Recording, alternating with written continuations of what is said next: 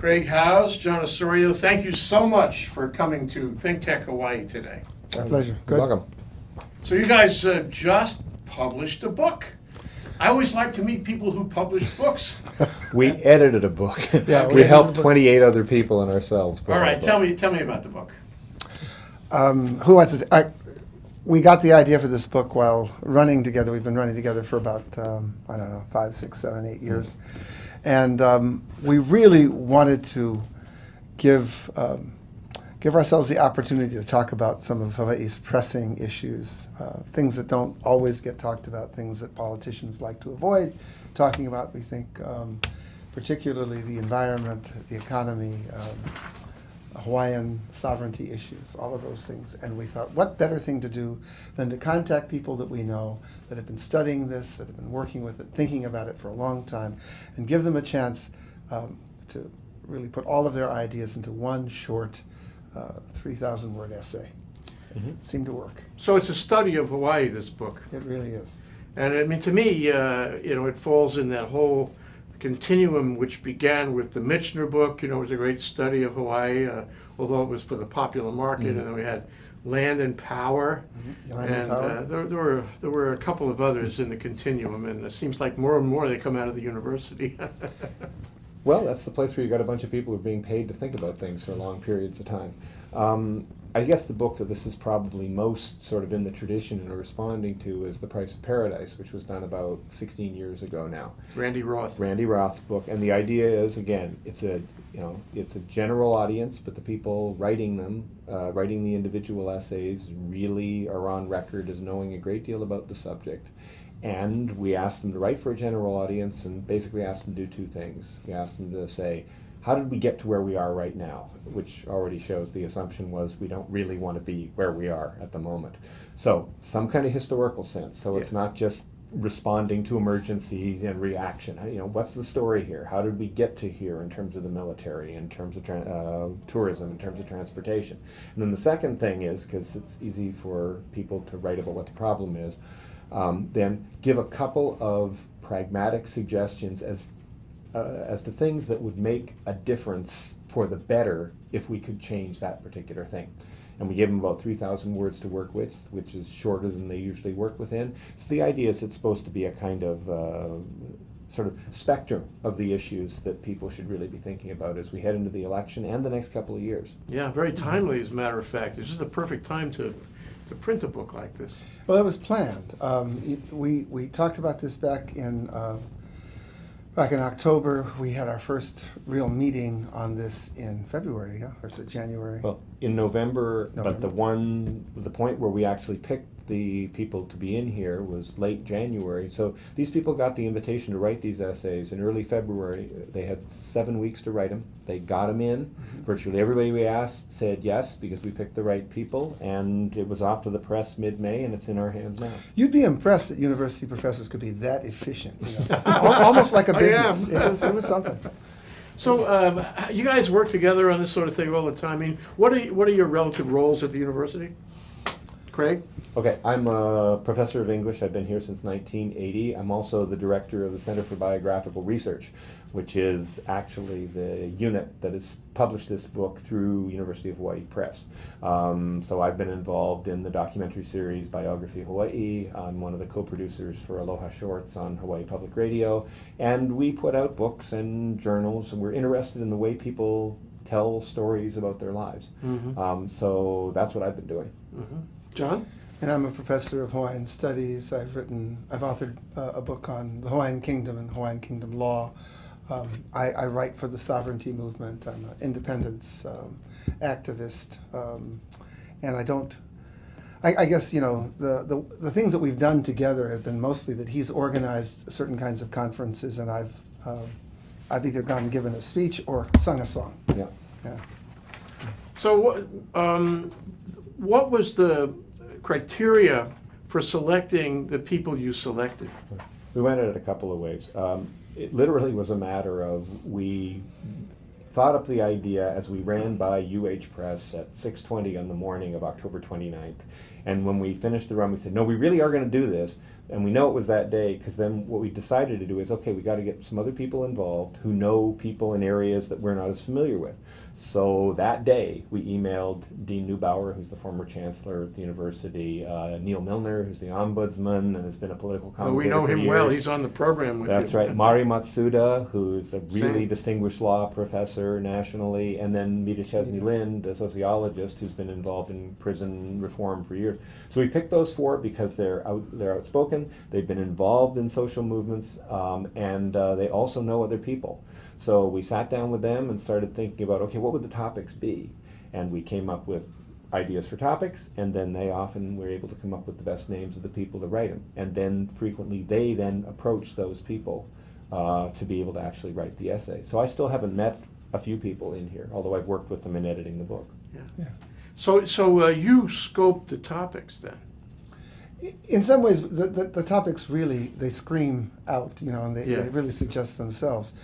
We have, the things that we have to be concerned about: the environment, military, tourism, the actual overall economic condition of the islands, and then all of the Hawaiian cultural and political issues, and legal issues that are attenuated to that. So, if you start, once you start, talking about those things, it's relatively easy to lay out a pretty comprehensive. I mean, this book could have been much bigger if we had dealt, for instance, with civil unions or other kinds of issues. But more focused notions on taxation in the way that Price of Paradise did. In general, though, it's divided up into four sections. One section is on business, one section is on government, one section is on what you could call sort of lifestyle or quality of life, and one is on the land. And those last two, of course, are closely related, but all four of them are closely related. Can you hold it up so I can get a shot of it? There it is. It's a cover by Gay Chan. It's got two little kids, probably in the late 50s, one of them holding up a silhouette of Kamehameha and the other one holding up a silhouette of George Washington, and the president and the king are looking at each other, and the kids are looking somewhere else, and they look a little confused. So that's and those kids would probably be about 55 or 60 now. Yeah. Yep. So what is the audience or the readership, if you will, that you have in your minds about who would like this book? Who did you put it together for? What did you ideate? Voters. Absolutely. Yeah, the whole idea here was to get it out before the primary. That's why it happened so fast. And we wanted people thinking about it because one of the things is we hope people use the book to think of issues that they want answers on, and they want to be sure that the people they are voting for are thinking about, rather than trying to make the whole election about the super ferry. So in this particular case, what we had was people who would give people a good introduction. So it could be used as a textbook. It already is being used in first-year classes at the university. They've already been ordered for the fall. High schools. Each essay is a sort of good starting point for thinking about that particular topic. But our whole thing here wasn't just to get the book done. It was to go from there and into encouraging public discussion and debate. So the big thing we've been doing now is, first of all, getting overall publicity so people know it's there, so that they can look at it. Extracts appearing on Civil Beat and all those kinds of things. But the other thing is to set up public events, and we're at about sort of 15 or 16 now already scheduled, where various participants and various contributors are going to be speaking at Chaminade, at the university, probably at the Judiciary History Center. We're setting up a big event at, I think, Fresh Cafe at the moment for a younger demographic. So we're just trying to get a situation where as many people will talk about it as possible. And one of our notions on this, too, was if people loudly speak up against it and say the book is either naive or elitist or overly progressive and whatever, the first thing that's going to happen is we're going to invite them to be on a panel with us. Sure, sure. It strikes me that this, this book, you've created a milieu here. You've created an idea, a genre, if you will, that can be done again and again. And I wonder if you had that in your minds. Yeah. Mm-hmm. Well, certainly the updating, and things are happening so fast. I mean, for just a strange one. In retrospect, it was naive, but we were thinking about an essay on civil unions, but we realized that because it would have to be done by May 1st, there was a very real possibility that it would be voted through and it would be a moot point. And we'd have a so we didn't. Well, it turns out That was probably very wise of you. well, it turned out in retrospect it wasn't because it's a huge issue. And for example, in the military essay, they had to change a little bit of it in terms of one of the extracts that came out recently because they're saying there's been no movement on don't ask, don't tell. Well, there was movement about 2 weeks after the book went to press. Well, I wouldn't ask your favorite essay, and I wouldn't ask what essay you felt. Oh, his. Okay, okay, John. That's the favorite one. You have an essay in there. I have an essay in here. It's on the Hawaiian sovereignty movement and kind of its very central place in Hawaii's political and social life over the last, actually over the last 25 years, how central that movement has been, as diverse as it is. And, but it is a piece, like so many of the other essays in here, they all seem to be speaking to each other. It's really remarkable. But people how didn't read. without any kind of, You didn't necessarily intend that. It just happened. No. It just happened that way. It might have had something to do with the people we picked. Maybe this is what happened when you have people who know what they're talking about. They tend to agree a bit. But I think what it really spoke to, which is one of the things that John writes about in his essay, is that the issues in one area almost inevitably are impinging on issues in other areas. John at one point in his essay points out whenever you go to any kind of meeting on issues of sustainability, on issues of education, on issues of homelessness, on issues of self-determination, on issues of tourism, you're going to see Hawaiian faces there because all of those are Hawaiian issues and not just for Hawaiians. So right. You see along the way, you pick at any one of these things, it immediately picks up the other areas. I summarized 2 or 3 at the beginning. One of them was, Hawaiian issues are coming up in all of these essays because in terms of knowing what the land base is going to be like for the state, what the largest single private entity, Kamehameha Schools, is going to be like in the next several years, a lot of that will have a huge effect on the economy and other things as well. But the other thing we pointed to was the issue of regulatory agencies, which doesn't sound like a very sexy topic, but the fact that Oh, it is to ThinkTech. yeah, okay. But the issue that what we've seen over the last several years is a kind of starving of regulatory agencies, almost with the express purpose to ensure they can't do their jobs. At least that's one way of looking at it. Or that there's absolute contradictions. DLNR, they're responsible for the forest reserve. They're also responsible for licensing hunters. Talk about a conflict of interest. And you see that all the way through. And that's another place where it works out. If you're involved in tourism, you're involved in the military, you're involved in agriculture, you're going to be dealing with the regulatory agencies, whether it's historic preservation or whether it's agriculture or whatever. And having that work in one way or another, just one of the things that gets argued in here is just enforcing the laws that are actually on the books in Hawaii would measurably improve a number of areas in terms of quality of life. And this kind of recommendation is actually coming from people who consistently have to go up against those regulatory agencies in a really antagonistic kind of relationship. And they're the ones who are saying, you got to make sure that they can do their job properly. It's sort of an amazing thing. If in fact, we're talking about a shared space here, Hawaii is that's exactly what it is. You've got Hawaiians, but you've got all of the other residents who are here. You have business interests. You've got people who just love being here because of how beautiful it is. But if this shared space is important to us, we got to figure out a way, to make it possible for us to live together here. And if you don't have the regulatory agencies, and if it's just a free-for-all, I really fear not just for Hawaiians, but for local people in general. Yeah. And that's really one of the major reasons why this book, we did this now. Well, it strikes me that the university has played a great role in the literature and in the thinking of these important issues about how we play together and the future of the state and, the thought process that really counts, the policy kinds of discussions. But a book like this probably takes it to a higher level.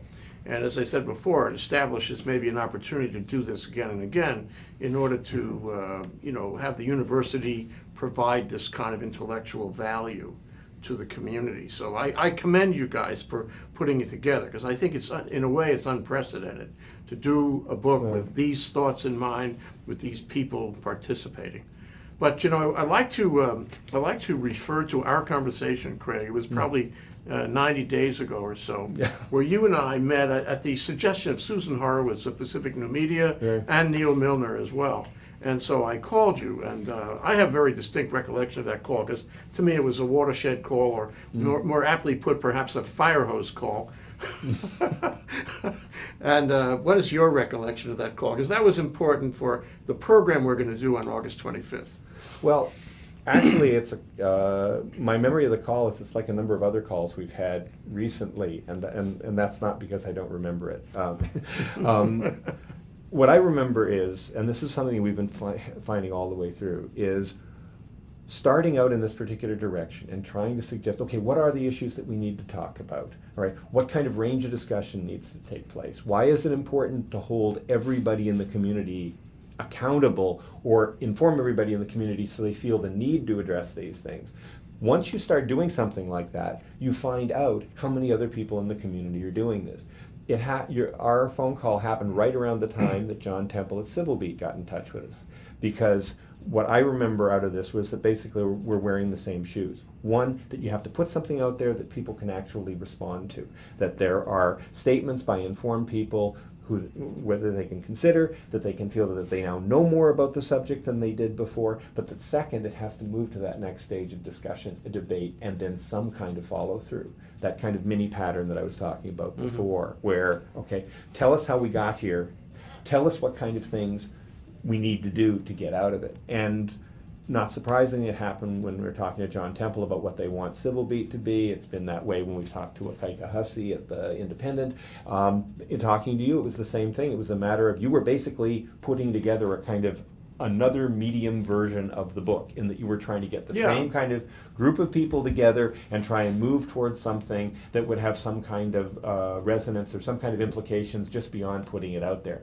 So when we did this, it wasn't a matter of get a book out. It was a matter of get a book out so that it can then lead to the next stage. So what I really remember from that conversation was you're trying to get that kind of 1-2 pattern.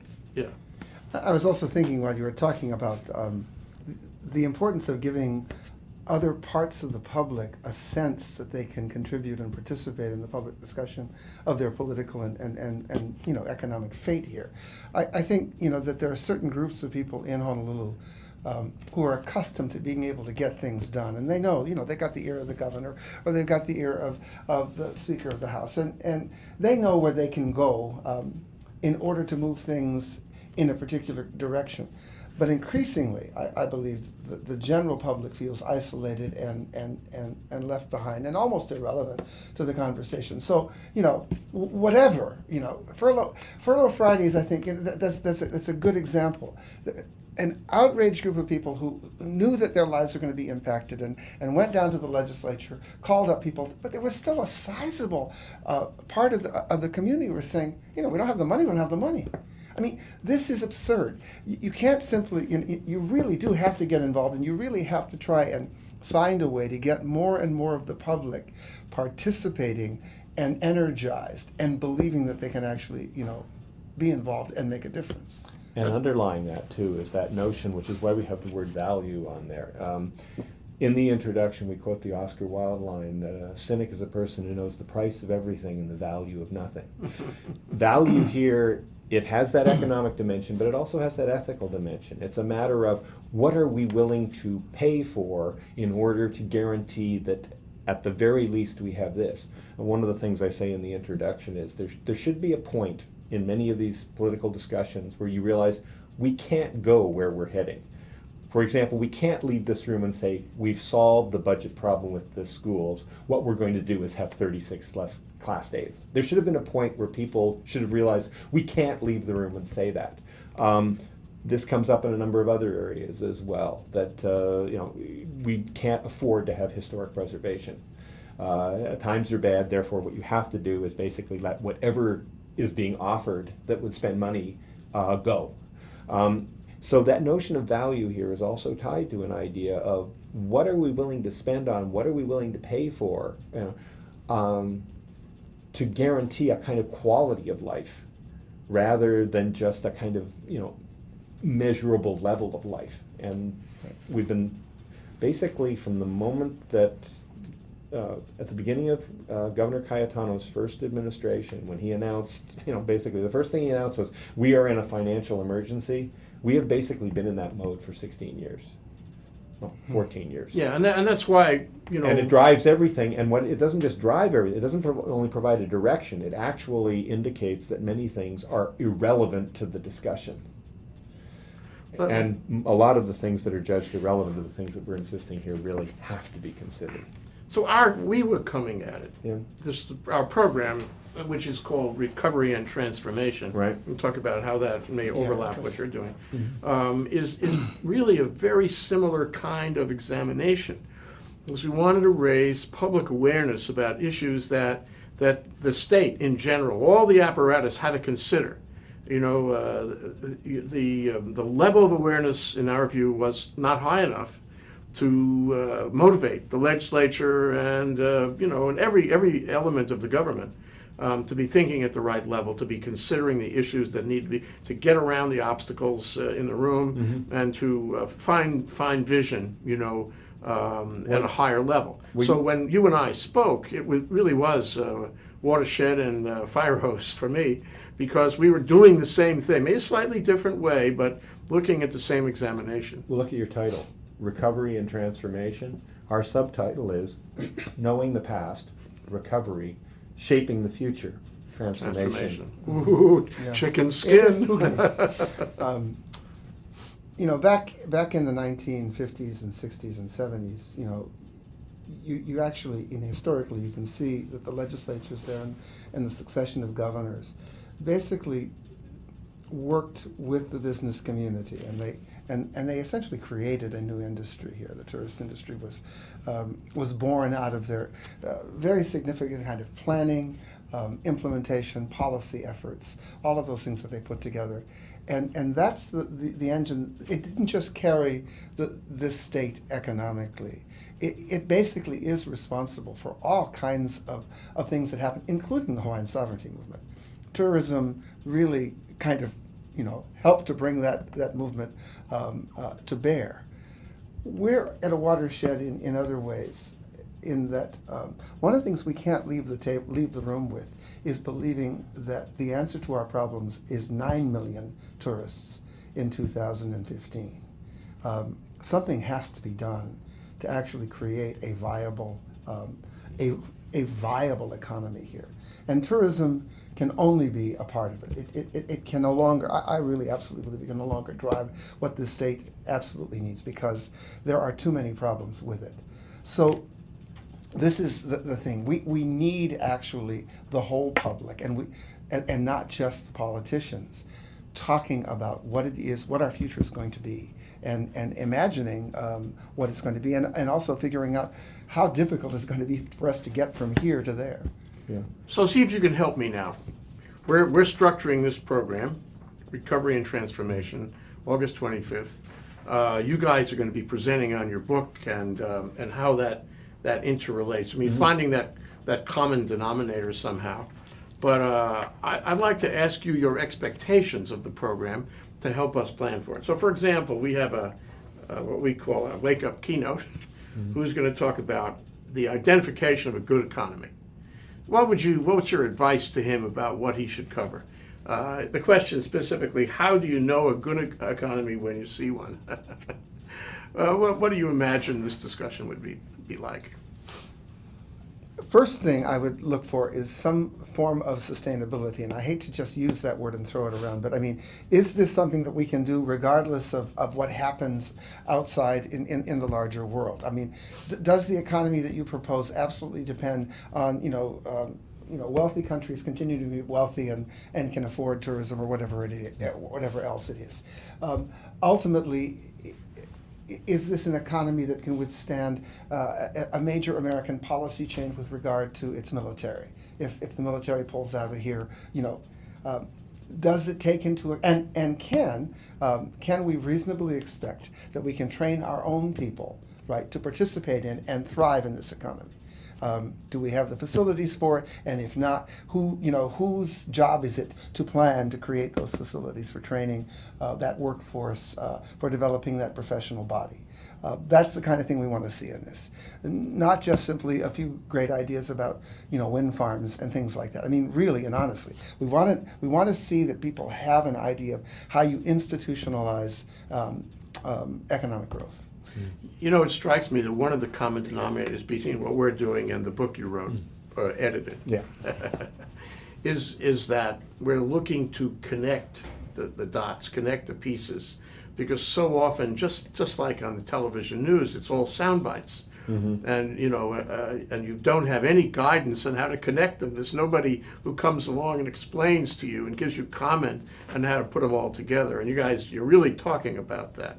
Well, John's a historian, and I work primarily with biography. So the story is really important to us. And narrative is the ultimate example of connecting the dots. How did we get here? Where are we going? It's not a matter of reacting, oh, this just came up today, oh, that just came up today. It's not just putting out fires, putting your finger in the dikes. It's got to be a matter of where are we going in the long term. For example, John was mentioning the 50s, 60s, and 70s. Okay, one of the things in the transformation of the economy at that point was, what does the quality of life for a large percentage of the population look like?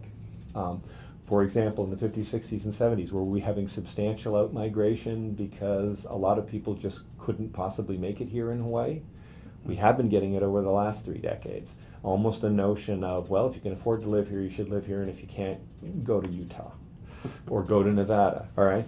Now, in the process of that, you've got almost half of the Hawaiians in the world living outside of Hawaii at the moment, right? Some people think more than half Yeah. of the Hawaiians in the world. Yeah, So that's for us- really interesting and maybe a sad phenomenon that they would not be here where the crucible is. Where we could also take over the electorate with those kind of Well, I That suppose too. that's a factor, eh? But I think that notion, it's back to that issue of value. I mean, anybody who's talking about the economy of Hawaii, what we're interested in is not just the financial or the mathematical economy, being able to show that your numbers on employment are up and down, or showing that the GNP are up and down, or like today that apparently tourism is up 13% from last year, but they immediately said, but it's not as good as it was 8 years ago, so we got to keep doing it. That's exactly what I mean, Craig. Yeah. You get little sound bites. You get a Yeah. fact here and a fact there.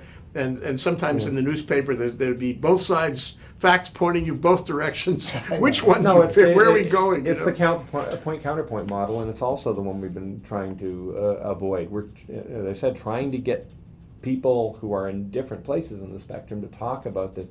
I mean, the last time, how successful, that's a huge issue. But the last time there was sort of a statewide discussion of what the future of the state should be that people remember is ConCon, and that's well over 30 years ago now. So that idea of suggesting that everybody has a stake in this and that everybody can have an effect in these kinds of discussions. Because one of the other things that's really strong in the book is, which is a pattern I've noticed, is there's not a lot by these various people who know these fields very well, tourism, transportation, the economy, and so there's not a lot of basically saying, because we are in the grip of larger forces, because 95% of our food is being flown in from elsewhere, because our 2 largest industries are dependent on transients and whatever, therefore we basically have no control over our economy whatsoever, and we better just sit here and take it and see if we can somehow or other scratch out a living on the periphery of what's sort of getting thrown off the sides. That's very Zen, but completely unempowered. Yeah, right. Yeah, but so that as a result, there's at least there's a kind of hope or kind of conviction on the part of the writers that if you change certain kinds of things or you address certain kinds of problems that are here at the moment, you will actually make for a better quality of life. Economics in the 19th century, you would talk about political economy, but you also talk about moral economy. I mean, you would talk, economy is how well you're managing your resources in all the aspects of your life. And that's one of the things we've been sort of really pushing. That's why there's a section on land, there's a section on essentially quality of life. How are things for people in Hawaii at the moment? And it's difficult. Well, it's you guys have done a great job, and I'm really looking forward to your appearance and the discussion you will create and encourage at our program on August 25th. And I think you add a huge value, excuse the use of the word. Go ahead. It's not ours. To the program. But I'd like to ask you this, because you must have addressed this issue, and perhaps it's also relevant for us. As, you know, we can have a conversation. It's outside the government. Maybe in a way it speaks to the government. It tries to involve the government, but not as the focal point. You know, it's the people. It's the thinkers, those who would be, should be, could be involved in a statewide conversation to redefine, if you will, the state.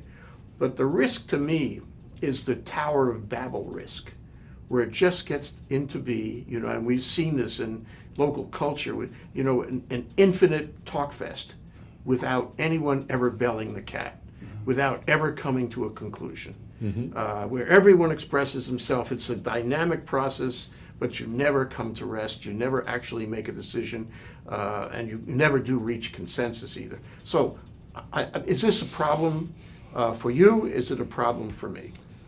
I ended up writing something within the last 20 hours that said basically, delay in Hawaii has been an aggressive but failed policy. Touche. Passive aggressive. No. To not let things get resolved, to put them off to one side, was the reason why thousands of people have died on the Hawaiian homelands list.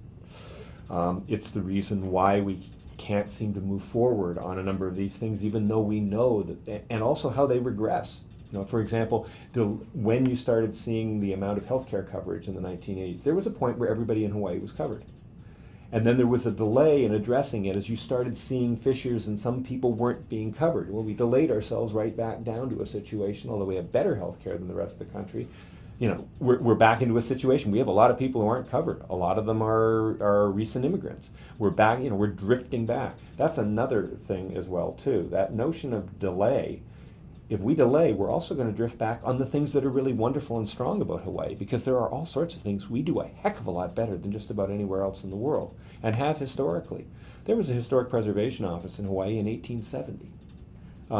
We don't have billboards because of what people were doing in the 1920s. We had health care for virtually everybody, and because of that payer plan, we still have better health care than just about everywhere in the country.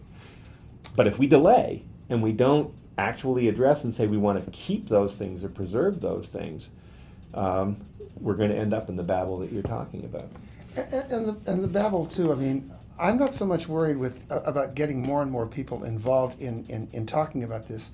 I'm much more concerned about the fact that over the past few years, you hear the same things said over and over again, almost uncritically. That, you know, this is a tax hell. That the reason that businesses do so badly is that we tax them out of existence. And you know, what we really want is a much more critical look at what it is that your taxes buy.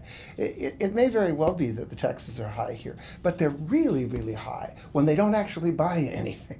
You know what I mean? If the government is inefficient, if there's waste, if there's those kinds of things, and if there's no plan, and if legislators refuse to take chances and just simply, as you say, wait. See what's going to happen. Well, maybe we will have 7 million tourists this year. Honestly, I think it's not, the inclusion of people into the conversation that's the problem. It's the deadening of thought when people don't participate in conversations about their future. This is critical stuff. It's the right time. The book is the right time, and I believe our economics program, or economy program, is the right time. So it's a great collaboration, you guys. I'm so happy we met. We have to do things together starting on August 25th. Okay. Thanks for coming down. Yeah. Thanks for inviting us. Aloha. Hello. Greg House, John Osorio, thank you so much, you guys. Nice to be here. I'm so happy to know you. Yeah. Aloha. Yeah. You too.